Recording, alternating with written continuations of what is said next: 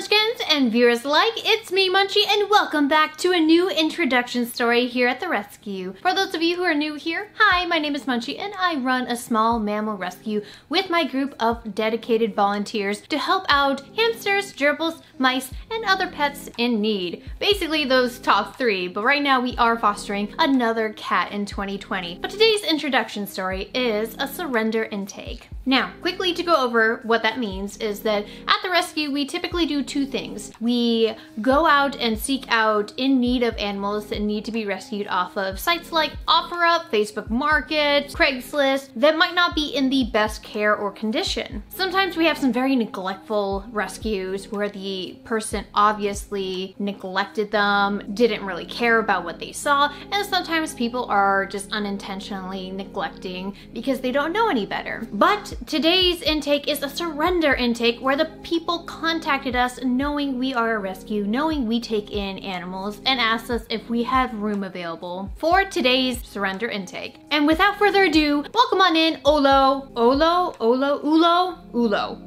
or Ulo, I don't know, it's O-L-O, but we're probably gonna be changing the name here just because it's just not really sticking to us. But this is him right here. So you can't see him, but he's actually very secured in here. The reason why he's in here along with his things is because they were worried that he would escape, but it looks like he has one of those you and me Petco carriers that is kind of like a bird slash hamster carrier, small animal carrier. But we just wanted to share with you guys about his intake just because we haven't really, or at least I haven't really been able to make videos recently. I've had a lot of medical problems and I don't want to discuss that because that is personal right now. If I ever wanted to, I would let you guys know, but this is just kind of a side of me that you guys are not going to be able to see, you're not going to be able to understand right away. And just because you see me looking fine and functioning here doesn't mean that there's some stuff going on outside of the frame. So I actually have been watching a YouTuber for a very long time, and I actually saw her at Vlogger Fair back in 2014. She lives in Seattle, and I had not known up until recently that she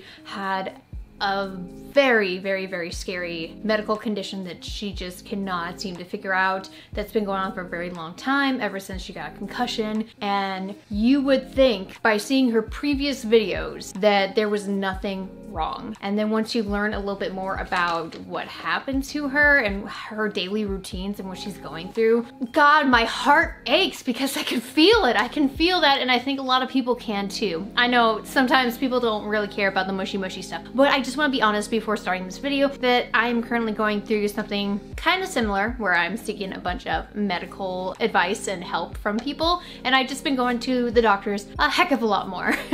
But anyways, let's meet this little guy here, which I think I might be renaming him to Butterscotch or maybe just Scotch. But they told me the reason why they surrendered him was because he unfortunately was biting them and he just would not stop and they could not seem to tame him, and they wanted to make sure he was going to a good place. She did also note that they watch us on YouTube, so hello there, dear. I don't want to say your name out loud for privacy reasons, but thank you so much for surrendering him. And if you don't mind, I would be just going over your setup and talking a little bit about the audience along with you about what I see here and maybe what could be improved upon, as well as what is okay and what is appropriate in the United States, because a lot of people that are watching are from the United States, United Kingdom, and I have a few people from Germany and the Netherlands and Ireland too, so hey ancestors over there.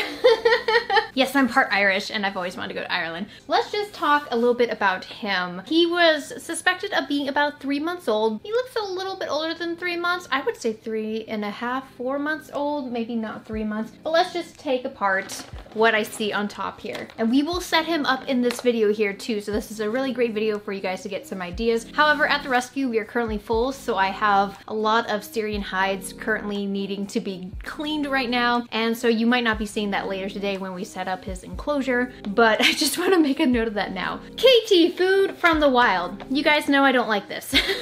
KT tried last year to come out with some more natural stuff because what happened was Petco was making it so that they had to go all natural, no artificial dyes, preservatives, you name it. So they're like, you know what, we're gonna come out with a different brand, seem a little bit more appealing. This has way too much hay inside of it. And since it's already opened, I can share with you guys about this. I've already made a video on this too when it first came out. There is hay pieces and there's fiber pellets in here. But when your diet consists of way too much fiber pellets, hamsters cannot digest that. It's been documented that hamsters starve on hay-based diets, and unfortunately Oxbow is one of those leading diets that got the formula wrong, and they focus mainly on hay and alfalfa. And this is basically the same thing here with KT, even though they do have seeds in here, which is a lot better than Oxbow. What happens is, it says here as the first ingredient, Timothy grass hay, then sunflower seeds, but then all the way down at the, I want to say the fifth one says alfalfa meal, which is of course another fiber slash hay. So right here, you have way too many, as you can see there, fiber pellets. And if you notice your hamster's leaving a bunch of fiber pellets in their bowl, and if you're just noticing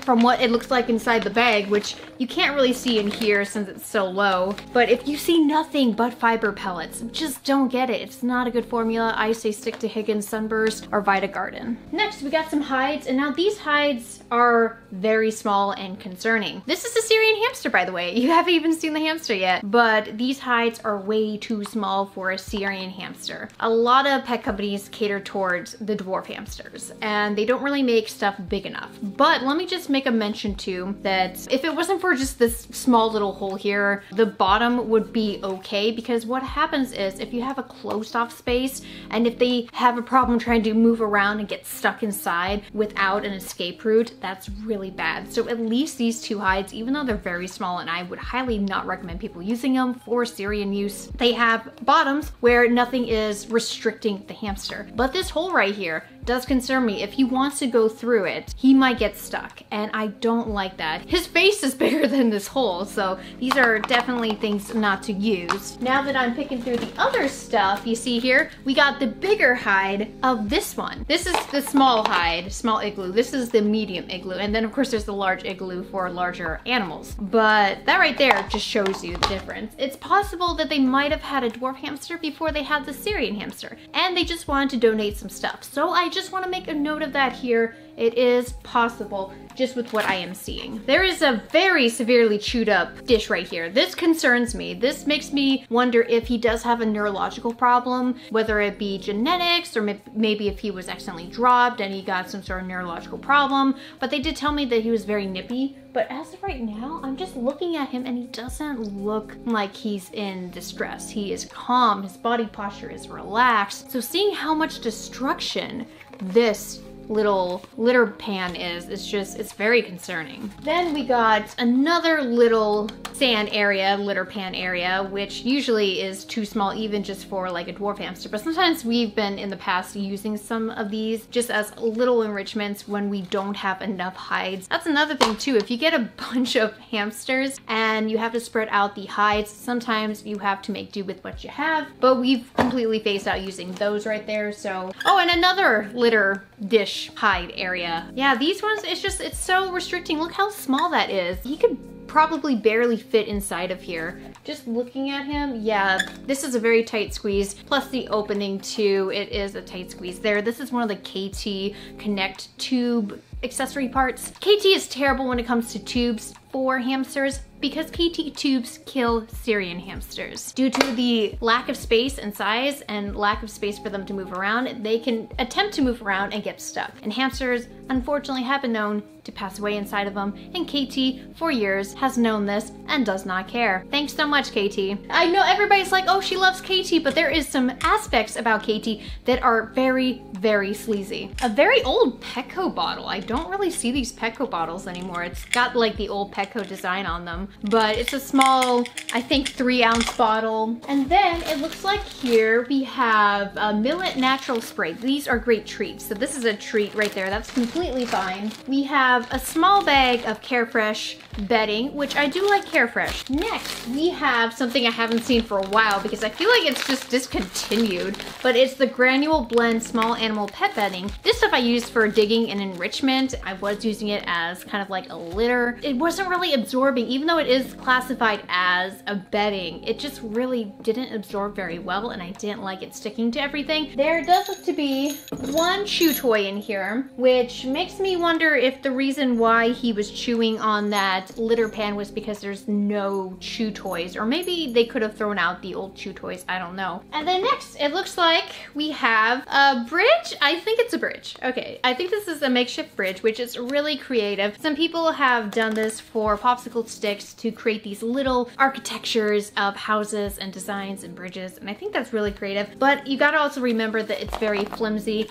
and the material is not as sturdy. It's going to probably last you a good solid month before stuff starts falling apart, which this right here is starting to fall apart. And lastly, we got a glass bowl, which I assume is possibly for another type of litter pan area, which these would be like for this size right here. Would definitely be good for a dwarf hamster. For a Syrian, you want something a little bit deeper, in my opinion. And without further ado, let's check out little guy here. Oh, actually, now that I'm looking at this, this is not the Petco carrier. This is a different carrier. This is him right here, and he did come with his enclosure. Say hello, world!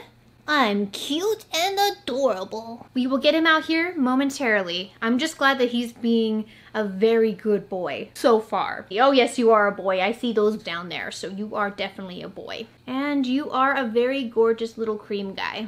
Cream guy with some dark ears. So this is the bin that he came with, and in the United States we have a minimum of 450 square inches of floor space. This is the 110 quart Sterilite bin cage. That's about $17 at Target. It has the purple handles that you hopefully can see right there, and this one has a height of, I believe, 13 or 13 and a half. Honestly, Syrians definitely need something a little bit higher than this, and later we're actually going to be transferring him over to one of our current bins. This is the 200 quart Sterilite bin cage that's about, if I remember correctly, 17 or 18 inches tall, which is more suitable for Syrian hamsters. When it comes to 110 quart, I honestly feel like it's not appropriate for Syrians. And at my rescue, I do believe Syrians need 600 plus square inches of floor space in their own personal home. This right here I will use for mice and dwarf hamsters. And there's also an 8 I think this is 8.2 inch All Living Things wheel from PetSmart.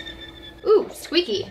Oh, I will definitely fix that. The way to fix that squeak right there is take this off and put oil on the axle. And what oil we use is baby oil. That seems to help when it comes to these types of wheels. And these wheels we actually don't recommend for Syrian hamsters because their backs are going to start curving, and Syrian hamsters need at least 10 to 12 inches. Maybe this person did have dwarf hamsters before and then switched to Syrian hamsters. I'm not so sure. I did not pry or inquire further, but it is a possibility that at one point they did have a different species of hamster based off of the items that I see here today, and switched to a Syrian and maybe did not realize he needed more. He definitely needed more. But yeah, this right here is not appropriate for his size and his species, so we are going to be giving him a 12-inch wheel. Now this seems like a little much for him. That is because I don't have 10-inch clean wheels to show you guys, but he would typically be getting anywhere between a 10, 11, or a 12-inch wheel. This is a 12-inch wide wheel, and we got this wheel a long time ago. It's been through a lot, but this wheel in particular I don't particularly like due to every time a hamster runs on it, this comes apart. No matter how much you tighten the bolts and the nut, it always just falls apart when they run on it, and I don't like that. And silent runners, they do have their ups and downs when it comes to the construction and stuff, but they are pretty good about replacement parts, and that's what I really like about Exotic Nutrition, which makes these wheels. As you can probably tell now that I put them side by side, which is better. But yeah, let's start setting up this for him here because he is getting restless. But let me see if I can just quickly, while in this video, take him out for you guys and see exactly how his personality is. Now mind you, he's in a new environment, so it is possible he could nip me, but he also might just be nippy inside of his own territory, which I have some experience with when it comes to aggressive hamsters. My second foster hamster, which was Miss Frizzle, if you guys remember her back in 2018. She definitely had attitude and personality. She would definitely bite down pretty hard when she was agitated. But this, I just want to share with you guys, was the lid that he came with. And this right here, this type of metal, and there's different grades of metal too, This is a very thin metal. This metal actually worries me, so I'm going to be replacing this metal. There's different type of metal strengths, and even though this one looks like it's 1/8 inch squares right here, this is appropriate because they can't get themselves out, but the strength of this metal is absolutely weak. This, I am afraid they might be able to chew out of if they focus on one spot for a very long time. This I do not like. So that's why when getting and making bin cages, you need to find the right metal. It needs to be the right strength, or else you might accidentally risk your hamster from escaping. Even if you provide them with the best setup you think is possible, if you provide them with more than minimum in your specific area, sometimes it's just not enough. And I just want to make this point here too. We have domesticated hamsters not even 100 years yet. We domesticated them in the late 30s, early 40s for golden/Syrian hamsters. They still act like prey animals. They are not settled. They don't have the best temperament sometimes. Sometimes they are absolutely restless, bouncing off the walls, especially females in heat. And this is something that our future generations after we are gone are going to have to work on. So here we go.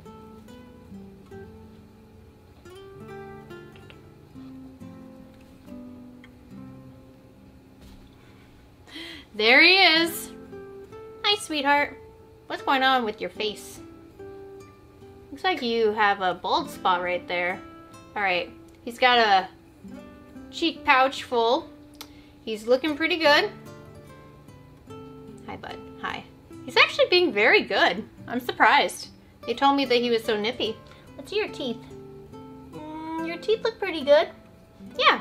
So, not really noticing any bad signs. He's actually, his body posture is very relaxed. He just isn't very good when it comes to trying to be picked up. He is kind of long, he is kind of thin, but he, when you have him in your hands, is very heavy. It might be the packages that he's carrying in the back there. But yeah, no, he's pretty good. So I'm surprised when they said that he's just nippy. It really honestly could just be the environment. I believe the person said that he was around kids. So it's a possibility that this little guy just really didn't like the commotion of the household. I mean, that's the thing too. They were documented, Syrian hamsters, to have personalities. And if they are in an environment that makes them agitated, if they hear maybe for instance like a TV on, white noise, if they're in the position too, the position of the enclosure matters, because if you put your enclosure in a high traffic area where you're always in, not letting them rest during their normal hours of the day, then of course they are going to be agitated, and when you go to finally interact with them,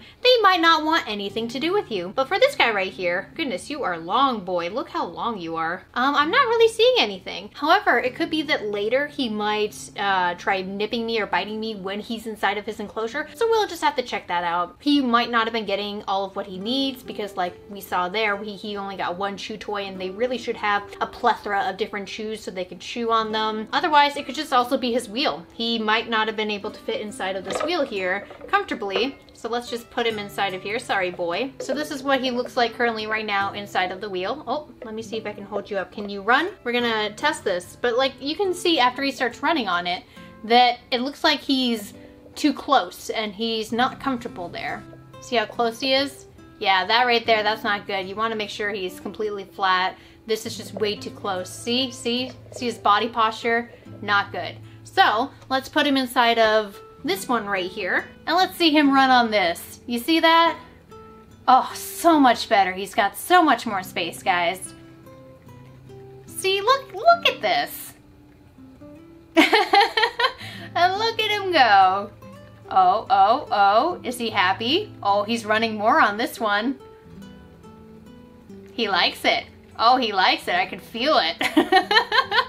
Oh, this is great, guys. When new people are shopping for hamsters or just for a small animal, they can't really physically see the better, more appropriate stuff inside of enclosures at pet stores because they are display tanks, they are inappropriate care, and hamster owners are just not aware due to the false advertising of pet stores. So yeah, no, he's looking very happy. So let me just transfer his wheel over and let's set up the bigger enclosure for him. So we got him currently situated inside of there. But we're gonna be adding KT Clean and Cozy. Now with the 200 quart Sterilite bin cage here, this is about 648 square inches, kind of like the same as a 40-gallon breeder tank. It does measure from the lid a higher square inch, but you wanna measure kind of from the middle here. And that's usually where I find it. It's below 700 square inches. So we're gonna be adding a lot more bedding inside of here due to the amount of space it has. For a minimum of bedding, it needs to be 3 inches. Before recommendation, 5 to 6 inches is a lot better. Please be mindful, guys, that paper bedding, as you see here, is compacted down.